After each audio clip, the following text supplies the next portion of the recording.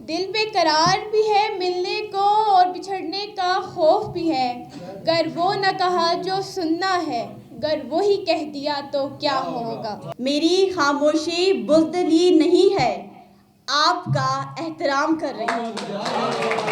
اس نے یہ پوچھنے کی بھی زحمت نہ کی کبھی، سائل تھا میرے در کا، بتا کیا سوال تھا۔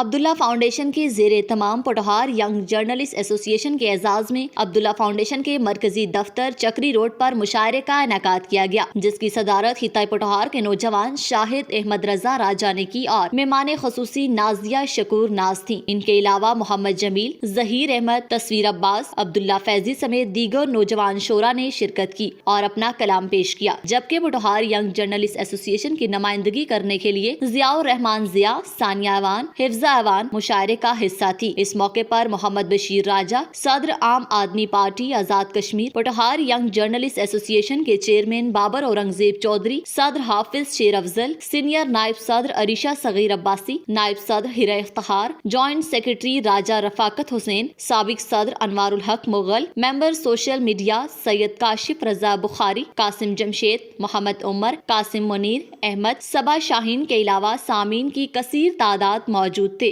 حاضرین مجلس شورا کے کلام سے مستفید ہوتے رہے اور انہیں خوب داد سے نوازا۔ اس موقع پر سابق صدر پوٹھار ینگ جرنلسٹ ایسوسی ایشن انوار الحق مغل نے میزبان محفل علی راجہ کو کامیاب مشاعرے کے انعقاد پر مبارکباد دیتے ہوئے کہا، نوجوانوں میں ادب کے فروغ کے لیے ایسی تقریبات وقت کی اہم ضرورت ہے۔ انہوں نے کہا کہ پوٹھار ینگ جرنلسٹ ایسوسی ایشن مثبت سرگرمیوں کے لیے ہمہ وقت تیار ہے اور جب بھی اس حوالے سے ہمیں آواز دی جائے گی ہم لبیک کہتے ہوئے اس میں شامل ہوں گے۔ میزبان مشاعرہ رجب علی راجہ نے تمام مہمانوں کا شکریہ ادا کرتے ہوئے کہا، عبداللہ فاؤنڈیشن علاقے میں نوجوانوں میں موجود صلاحیتوں کو اجاگر کرنے کے لیے اپنی خدمات سرانجام دے رہا ہے۔ فقط وہی لمحہ تھا زندگی میں محیط کہ اس کے ہجر میں ربط و سلسلے تھے بہت۔ یہ لوگ دیکھ تو سکتے ہیں سن نہیں سکتے، سو ان کو کاسا دکھاؤ صدا اضافی ہے۔ رگڑ سے پاؤں کی چشمے ابل بھی سکتے ہیں،